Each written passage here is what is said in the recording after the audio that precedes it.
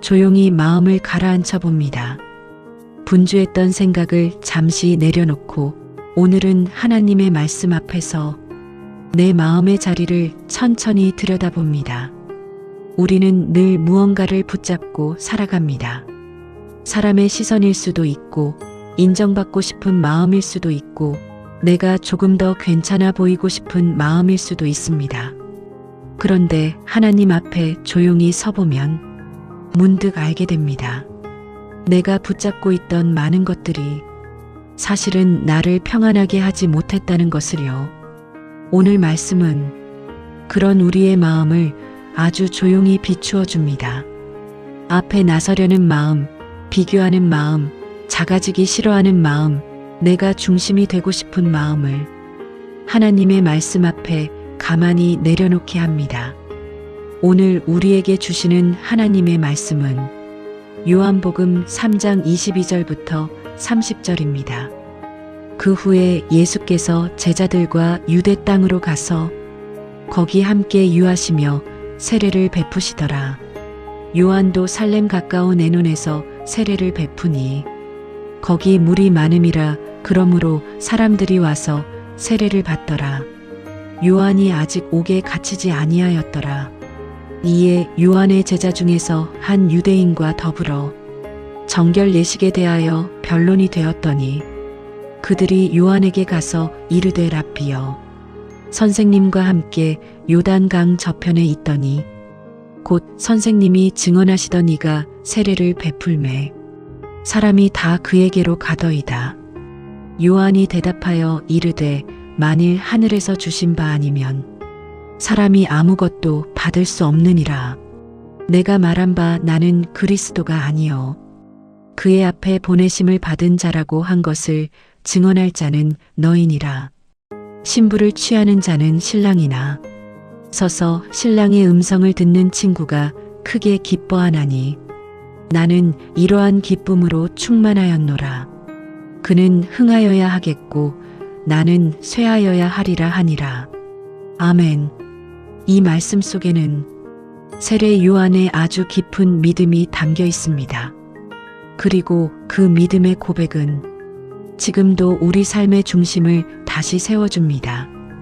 그는 흥하여야 하겠고 나는 쇠하여야 하리라. 이 짧은 한 문장 안에는 겸손도 있고 자유도 있고 평안도 있고 예수님을 향한 사랑도 들어 있습니다. 오늘 이 시간 이 말씀이 우리의 마음에도 조용히 스며들기를 바랍니다.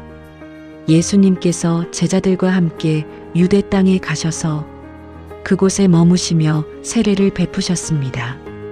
그리고 세례 요한도 살렘 가까운 애논에서 세례를 베풀고 있었습니다.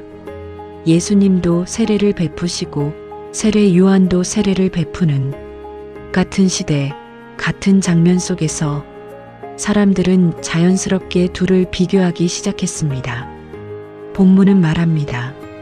그들이 요한에게 가서 이르되 랍비여, 선생님과 함께 요단강 저편에 있던 자 곧 선생님이 증언하시던 이가 세례를 베풀매 사람이 다 그에게로 가더이다.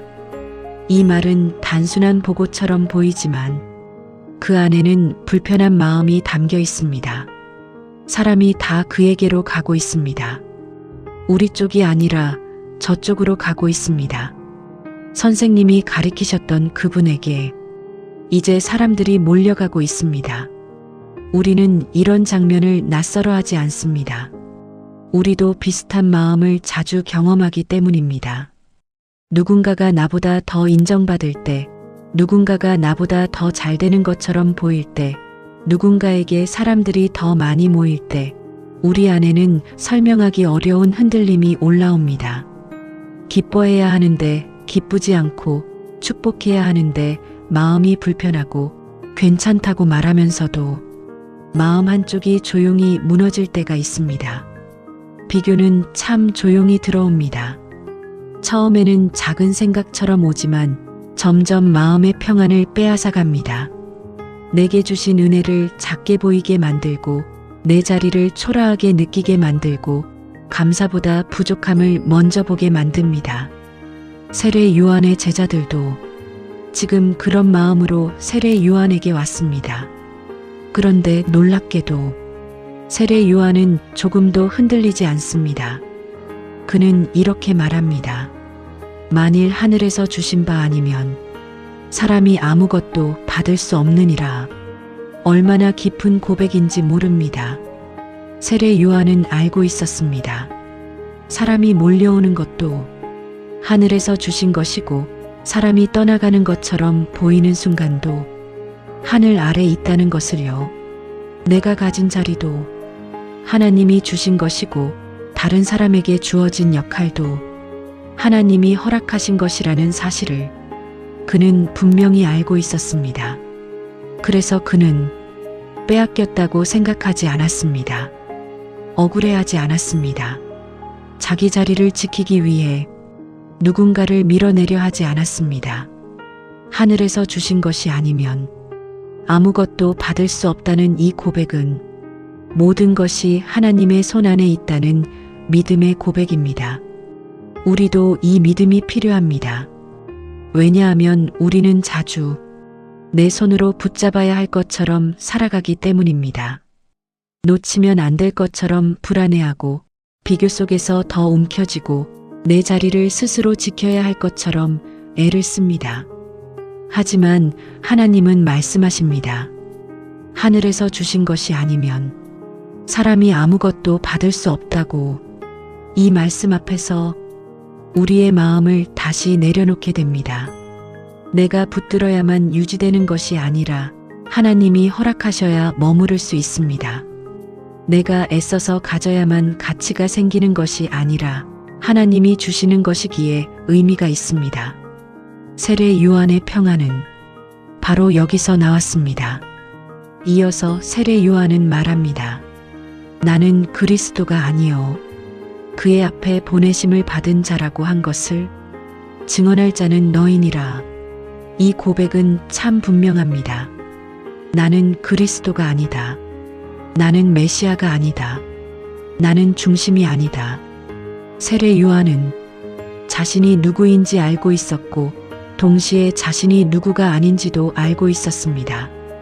이것이 신앙의 건강함입니다. 우리는 때때로 내 역할보다 더 큰 자리에 서고 싶어 합니다. 사람들의 기대가 커지면 내가 더 중요한 사람이 된 것처럼 느끼기도 합니다. 조금 인정받으면 내가 중심인 것처럼 착각하기도 합니다. 하지만 세례 요한은 자기를 넘어서지 않았습니다. 그는 자신이 길을 준비하는 사람이라는 것을 알았습니다. 앞에 보내심을 받은 사람이라는 것을 알았습니다. 누군가를 소개하는 사람이지 자신이 그 주인공이 아니라는 것을 알고 있었습니다. 이것이 얼마나 큰 자유인지 모릅니다. 내가 그리스도가 아니라는 사실을 받아들이면 모든 것을 내가 해결하려 하지 않게 됩니다. 모든 사람을 만족시키려 하지 않게 됩니다. 모든 결과를 내 손으로 만들어야 한다는 무거운 짐에서도 조금씩 내려오게 됩니다. 나는 주인이 아닙니다. 나는 구원자가 아닙니다. 나는 중심이 아닙니다. 하지만 나는 하나님께 보내심 받은 사람입니다. 하나님이 맡기신 자리에서 예수님을 바라보고 예수님을 드러내고 예수님을 가리키는 사람입니다. 이것이면 충분합니다. 신앙은 내가 대단한 사람이 되는 것이 아니라 예수님이 누구신지 분명히 아는 것입니다. 그리고 세례 요한은 아주 아름다운 비유를 꺼냅니다. 신부를 취하는 자는 신랑이나 서서 신랑의 음성을 듣는 친구가 크게 기뻐하나니 나는 이러한 기쁨으로 충만하였노라. 세례 요한은 자신을 신랑이라 하지 않았습니다. 신랑의 친구라고 했습니다. 신랑의 친구는 결혼식의 중심이 아닙니다. 그러나 그는 신랑의 기쁨을 가장 가까이에서 함께 누리는 사람입니다. 세례 요한은 말합니다. 나는 바로 그 사람이라고. 나는 신랑이신 예수님이 드러나시는 것을 보며 기뻐하는 사람이라고. 참 놀라운 믿음입니다. 대부분의 사람은 내가 잘 되면 기뻐합니다. 내가 높아지면 기쁘고, 내가 인정받으면 만족하고, 내가 주목받으면 행복해합니다.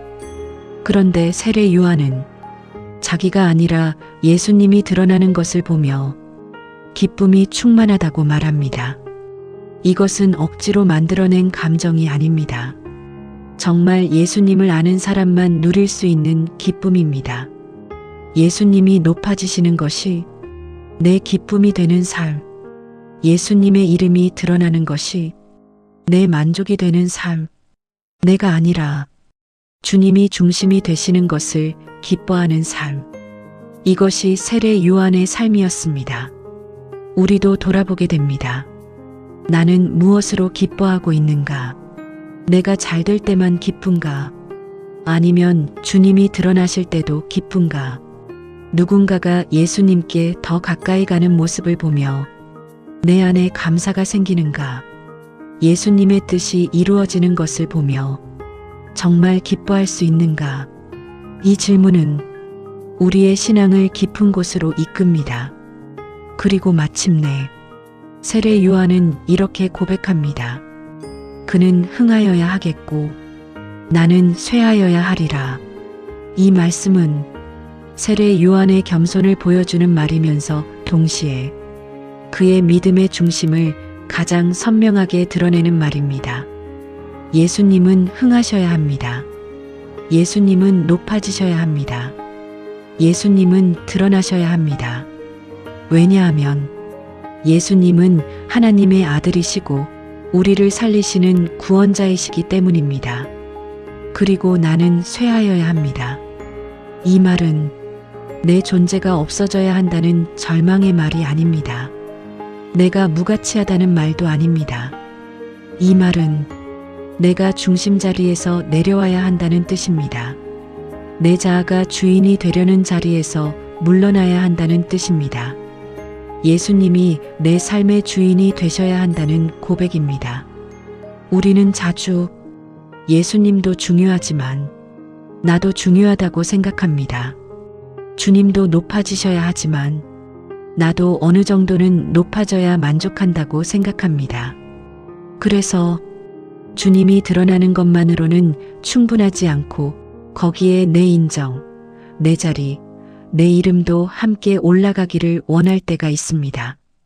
하지만 세례 요한은 그 길이 아니라 주님만 높아지는 길을 택했습니다. 그리고 놀랍게도 그 길 안에서 그는 초라해지지 않았습니다. 오히려 가장 아름다운 사람으로 남았습니다. 예수님이 높아지시는 것을 기뻐하는 사람, 자기 쇠함을 두려워하지 않는 사람, 자기 자리를 알고 끝까지 지키는 사람. 하나님은 그런 사람을 깊고 귀하게 사용하십니다. 오늘 이 말씀은 우리의 삶에도 조용히 스며듭니다.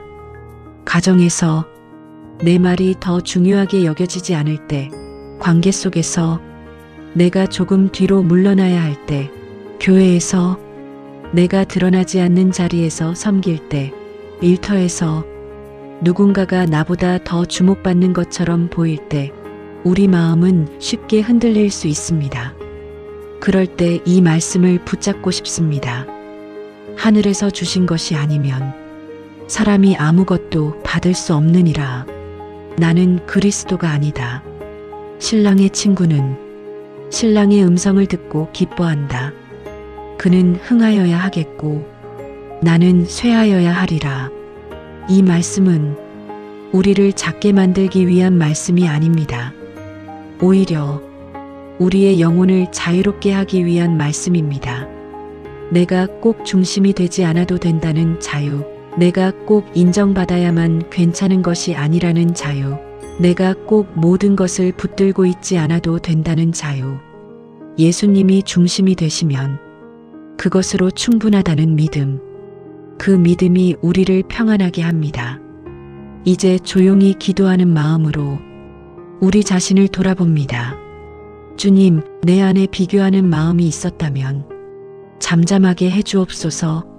주님, 남이 잘 되는 것을 보고 기뻐하지 못했던 좁은 마음이 있었다면 넓혀 주옵소서. 주님, 내가 중심이 되려는 마음, 내가 높아지고 싶어 하는 마음, 내가 인정받아야만 견딜 수 있는 마음을 주님 앞에 내려놓게 하옵소서. 세례 요한처럼 내 자리를 알게 하시고 내 역할을 감사하게 하시고 예수님이 드러나시는 것을 참 기쁨으로 누리게 하옵소서. 주님, 내 삶의 고백이 조용히 이 말씀이 되게 하옵소서. 그는 흥하여야 하겠고 나는 쇠하여야 하리라. 예수님의 이름으로 기도합니다. 아멘.